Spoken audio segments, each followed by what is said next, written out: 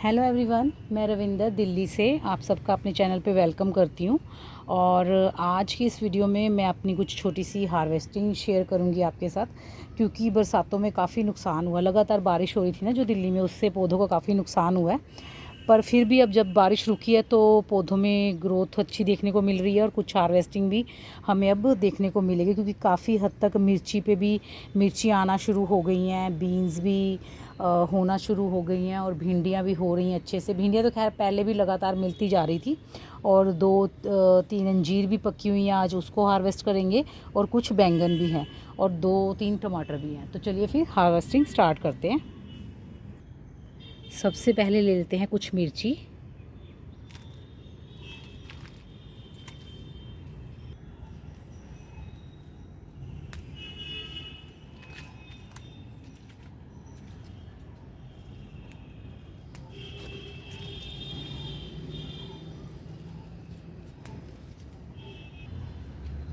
अब तोड़ लेते हैं कुछ बीन्स। और बीन्स के ये पौधे अब मैं हटाने वाली हूँ, इसलिए मैंने इनकी 2-3 दिन से वाटरिंग भी बंद कर रखी है। और आज छोटी बड़ी जितनी भी बीन्स हैं वो मैं सब उतार लूँगी। और ये देखिए पत्ते इनके पीले पड़ चुके हैं, क्योंकि मैंने इनकी ना वाटरिंग बंद कर दी। अब हटाने मुझे ये पौधे, तो इनसे भी मैं सारी बीन्स हार्वेस्ट कर लूँगी आज।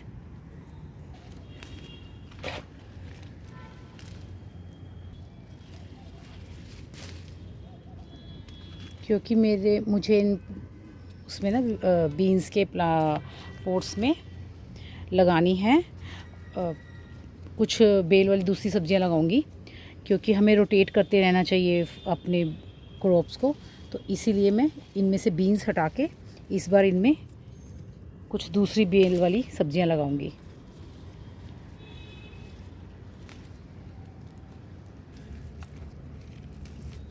कई बार ऐसे दुख भी होता है कि अच्छे भले पौधे जो हमें फ्रूटिंग दे रहे हैं अभी, और उन्हें हमें हटाना पड़ता है। पर ये ना ज़रूरी भी होता है कि हम हटाएंगे तभी तो हम नए लगा पाएंगे।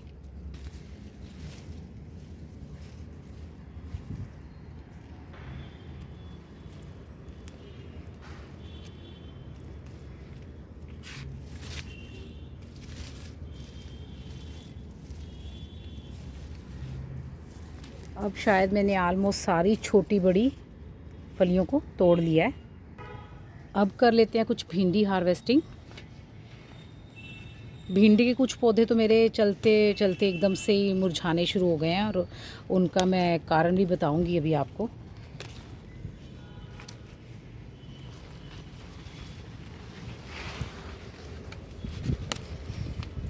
कुछ छोटी भिंडियाँ उनको हम रहने देंगे, सिर्फ बड़ी बड़ी वाली भिंडियों का ही।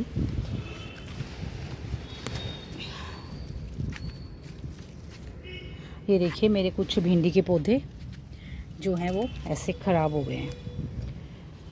जब ऐसे एकदम से के चलते हुए भी पौधे कोई भी हों, चाहे किसी भी उसके हों, चाहे भिंडी के, चाहे तोरी के, कद्दू के, घिया के, किसी के भी, अगर ऐसे चलते चलते एकदम से मुरझा के वो गिर जाए ना, तो आपको समझ लेना चाहिए कि उनकी जड़ में कुछ प्रॉब्लम है।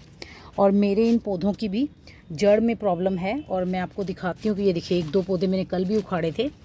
हुआ क्या कि मेरे पौधों की जड़ में जो है वो नीमाटोड आ गया है। लगातार जो बारिश हो रही थी ना, उसकी वजह से इनमें गांठें पड़ गई हैं। नीमाटोड मैं आपको दिखाती हूँ कैसा होता है। ये देखिए, दिख रहा है आपको, जड़ में गांठ पड़ी हुई है। ये यहाँ पे देखिए जड़ में ना गांठें हैं, ये देखिए ये भी है, ये यहाँ पर भी है। ये जड़ में जो गांठें पड़ जाती है ना, इनको नीमाटोड कहते हैं। और इनकी वजह से एकदम से आपका हरा भरा पौधा जो आपको अच्छी फ्रूटिंग दे रहा होता है, एकदम से ही वो मुरझाकर गिर जाता है। तो ये हुआ है मेरे पौधों के साथ भी, क्योंकि लगातार बारिश हो रही थी, उस वजह से नमी बनी रहती है। और कुछ हमसे भी लापरवाहियाँ होती हैं। जब हम लाते हैं नर्सरी से कोई भी चीज़ लाते हैं ना, तो उससे वही वाली जब हम यूज़ कर लेते हैं ना अपनी खुरपी या गुड़ाई करने के लिए, या कोई और चीज़, या कभी अपने हाथों से भी जब काम करते हैं, तो उससे क्या होता है कि नीमाटोड जो है हमारे इनमें भी फैल जाता है। ये देखिए इसकी भी जड़ें सारी ख़राब हो गई हैं। ये देखिए यहाँ पर भी जो है वो नीमाटोड लगा हुआ है। तो अब मुझे क्या करना है कि बस इस क्यारी को खाली करना है, और इसमें अभी कुछ नहीं लगाना। जितनी देर तक मुझे भिंडियाँ देगी ये क्यारी, तब तक ठीक है। उसके बाद मैं इसको अच्छी तरह से सोलराइज़ करूँगी। वैसे मैंने इसमें मेडिसिन डाल दी है और ये कुछ गेंदा की कटिंग्स भी लगा दी हैं। गलती मैंने ये की कि मैंने इसमें गेंदा नहीं लगाया। अगर मैं गेंदा लगा देती ना तो ये प्रॉब्लम मुझे आती नहीं। अब मैंने क्या किया कि इसमें फटाफट से 4-5 गेंदे की कटिंग्स लगा दी हैं, क्योंकि गेंदा जो होता है ना वो भी नीमाटोड को कंट्रोल करता है। और मैंने इसमें मेडिसिन भी डाल दी है नीमाटास। तो अब देखते हैं कि ये रिवाइव कर पाते हैं या नहीं। अगर नहीं करेंगे तो फिर हमें इस क्यारी को खाली करके इसको सोलराइज़ करना होगा। और तब तक इसमें कोई भी खुरपी, कोई भी जो भी टूल हम गार्डनिंग में यूज़ करते हैं ना, वो हमें इस क्यारी में यूज़ नहीं करना। और अगर हमने इस क्यारी में यूज़ किया है तो उसको पहले हमें सैनिटाइज़ करना है, उसके बाद ही हमें उसे किसी और पौधे में, किसी और गमले में, किसी और क्यारी में यूज़ करना है।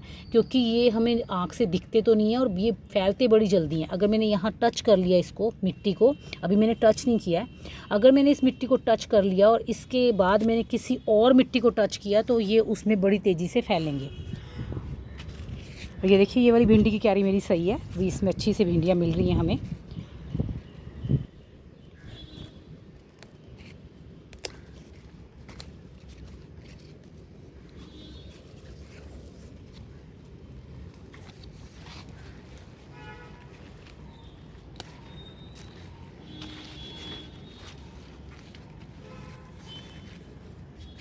अब कर लेते हैं कुछ अंजीर हार्वेस्ट।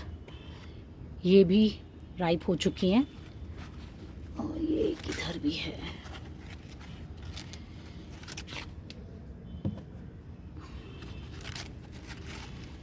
ये एक इधर रह गई है, बस ये ख़त्म हो गई। अब सारी हमने तोड़ ली है, सिर्फ एक अंजीर रह गई है ये रही।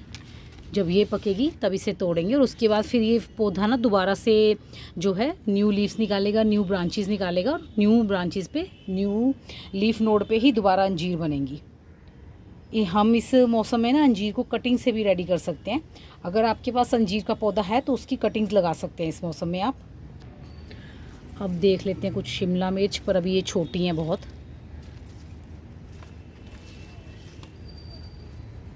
सारी छोटी हैं, इनको रहने देते हैं। अभी टमाटर ले लेते हैं। टमाटर भी ज़्यादा नहीं है, सिर्फ 2 ही हैं, कोई बात नहीं, 2 ही ठीक है। अब इधर से ले लेते हैं कुछ करेले।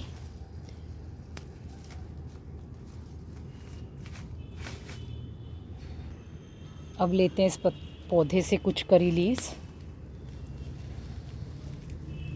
नीचे का बंच हटा लेते हैं क्योंकि बहुत बुशी हो चुका है ये प्लांट ना। नीचे के जो ओल्डर लीव हैं वो हटा लेते हैं हम। इधर हमारे अचारी मिर्च के प्लांट पे भी मिर्ची आना स्टार्ट हो गई हैं। ये वाली जो मिर्च होती है ना, ये कच्ची खाने में बड़ी टेस्टी लगती है। इसको आप सैलेड में खाइए, बहुत टेस्टी होती है ये। अब कुछ पुदीना भी हार्वेस्ट कर लेते हैं। पुदीना ना एक्चुअली काफ़ी दिन से तोड़ा नहीं है, बहुत लैंकी हो रहा है। अब हिबिस्कस टी के लिए कुछ फ्लावर्स कलेक्ट करते हैं और उम्मीद करती हूँ आपको मेरी आज की ये छोटी सी शेयरिंग अच्छी लगी होगी। अगर अच्छी लगी है तो इसे लाइक कीजिएगा, अपनी फैमिली एंड फ्रेंड्स के साथ शेयर कीजिएगा और अगर मेरे चैनल पे न्यू है तो इसे सब्सक्राइब कीजिएगा। मिलते हैं फिर नेक्स्ट वीडियो में, तब तक के लिए बाय।